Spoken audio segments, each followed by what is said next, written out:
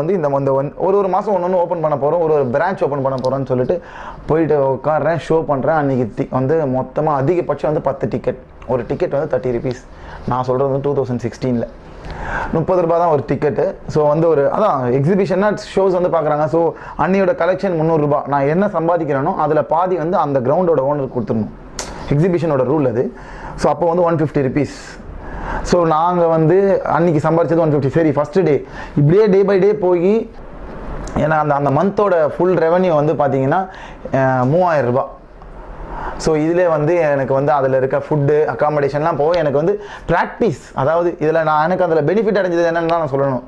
So நான் daily வந்து ஒரு மெஜிஷியன் இப்போது வந்து ஒரு ஷோ பண்ணுறாரு அப்படின்னா ஒரு நாளைக்கு ஒரு மேஜிக் பண்ணாருன்னா அன்றைக்கி ஒரு நாளைக்கு வந்து 20 தடவை 30 தடவை ஒரே மேஜிக் நான் ட்ரை பண்ணுறேன், பர்ஃபார்ம் பண்ணுறேன். ஸோ அப்படின்னும் போது எனக்கு ப்ராக்டிஸ் தான். அதாவது ஒரு மந்த்லி வந்து பார்த்தீங்கன்னா ஒரு மேஜிக் நான் வந்து 100 to 200 டைம்ஸ் நான் அதை பர்ஃபார்ம் பண்ணுறேன்.